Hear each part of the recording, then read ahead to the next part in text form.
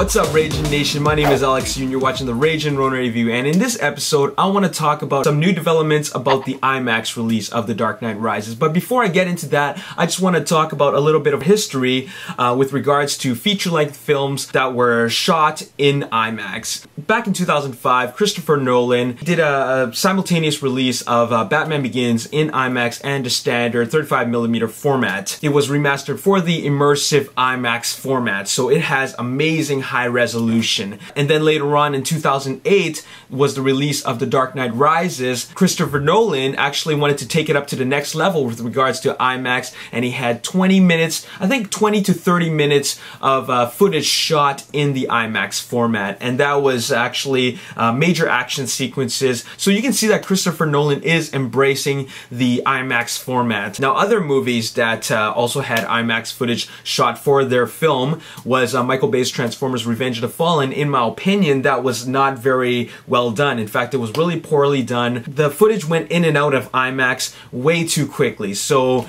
in the Devastator sequence, you would have it go into like widescreen and then no widescreen, widescreen, IMAX, and that was just done poorly in my opinion. It looked great in the forest fight sequence because you had an entire sequence added in, but the Devastator sequence just didn't work for me. I think it was just around a minute of IMAX footage shot, but I think it could have been done better. Other movies that did the same thing was Tron Legacy, and the best movie to ever make a great use of the IMAX format was Mission Impossible Ghost Protocol. They did an amazing job, and they really showed people how important the IMAX footage is in terms of bringing the audience into the movie. So now that I got that history lesson out of the way, let's talk about The Dark Knight Rises. And The Dark Knight Rises will be getting over an hour of IMAX footage shot for the movie. So that means that the definitive way to watch this movie, The Dark Knight Rises, will be seen in IMAX. It has just recently been revealed that it will be more than an hour worth of IMAX footage. And by doing that, Christopher Nolan is trying to make a point. He's actually trying to make a statement that the IMAX format is actually the format of the future. A lot of people were saying that 3D is actually the future of cinema, but I highly disagree. There's a long way to go before 3D can actually be totally defined for feature-length films. But I gotta say that IMAX is the future of cinema. It's not the future of cinema because of the huge format, it is also because of the high resolution. And let me explain. When you sit close to a screen in the theater, okay, not an IMAX theater, but just your standard theater, and then there's just quick movements of the camera and just fast-moving action, you can get a bit of a headache just because there is that motion blur from the quick camera movements. It can make your eyes tired, but when you're watching an IMAX movie that has been either shot in IMAX or remastered, no matter how close you sit, it still looks great just because of the high resolution. And when watching a movie that is presented in the IMAX format, sitting close to the screen is actually part of the IMAX viewing experience because it's supposed to take up your entire peripheral vision. That doesn't mean that you have to sit close. In fact, it'd be better if you sit further back, but still, even if you did sit close, it's not that big of a strain on your eyes because the high resolution actually compensates for it. So this announcement of The Dark Knight Rises having over an hour of IMAX footage shot for the film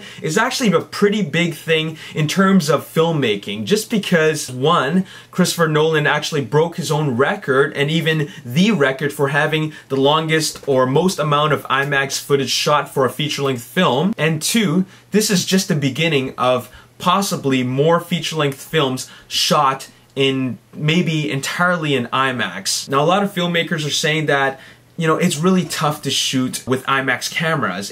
They're big cameras, they're really heavy, they're cumbersome, and they're really noisy. Well, in an interview, Christopher Nolan's mentioned that it was taken to Mount Everest, it was taken to the bottom of the sea, and it was taken to outer space. So how is it can they not shoot a feature-length film with IMAX cameras? When Christopher Nolan says something like that, you know that he wants to do something even bigger for not only his films, but the future of films in general. This movie, The Dark Knight Rises, could change the way films are shot and also how films are experienced in general, like in the movie theater. I remember when I watched Mission Impossible Ghost Protocol recall, in the theater. I watched it in the IMAX format, and I actually paid $18.50 both times. I saw it twice, and I really didn't mind paying that just because they created a movie experience unlike any other, and it's a movie experience that you cannot recreate at home. Anyways, I just gotta tell you that I'm really excited about this announcement. I love the IMAX format, and more so than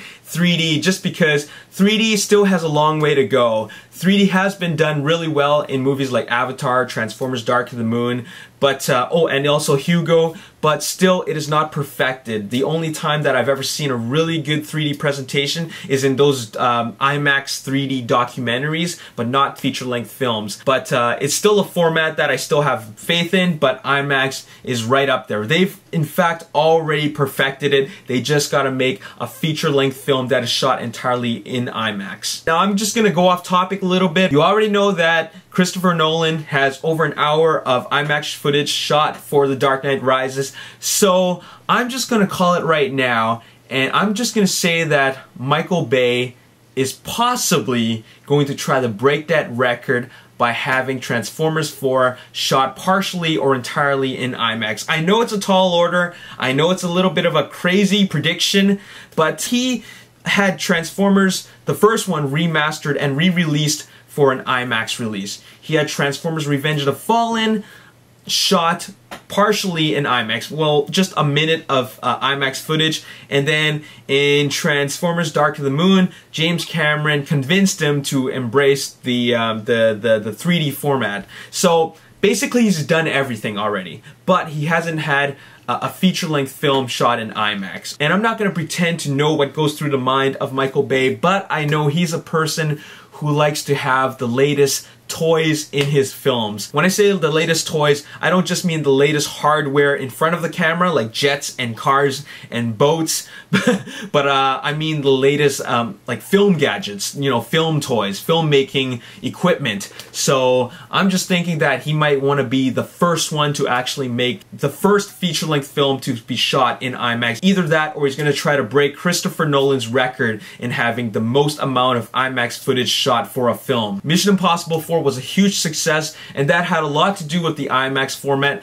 and Mission Impossible 4 is a franchise from Paramount Studios, and Transformers is a franchise from Paramount Studios. So I'm thinking that the studio heads are going to convince Michael Bay to try to have Transformers 4 shot in IMAX. And doing a feature-length film in IMAX will really test the limitations of his shooting style and what he can do with the camera. So I'm really looking forward to what he's going to do next for Transformers, the 4th installment. But anyways, that's all up in the air right now, and you know, he's busy shooting Pain and Gain right now, so there's really nothing to talk about because I'm just speculating. Now, Ragin Nation, my question to you guys is, do you have access to an IMAX theater? Not everybody does. So I just want to ask you guys, what city do you live in and how many IMAX theaters do you have, if any at all? Let me know in the comment section below. As always, if you enjoyed this video, show me some support by clicking that like button, subscribe to my YouTube channel, like me on Facebook, The Ragin Nation, and also follow me on Twitter at Ragin Nation. My name is Alex Yu, and thanks for watching the Ragin Ronin review. I'll see you next time. Peace. Hey, take a photo.